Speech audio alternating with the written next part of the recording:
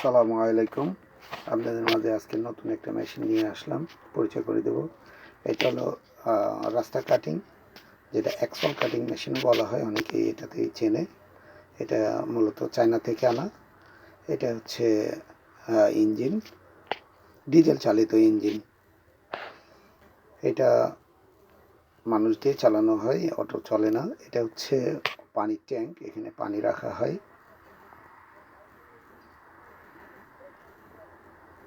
এটা দেখছেন, পুরোটা আপনাকে ঘুরে ঘুরে দেখাচ্ছি। এটা হচ্ছে সেই মূল ইঞ্জিন, এটা মূল ইঞ্জিন।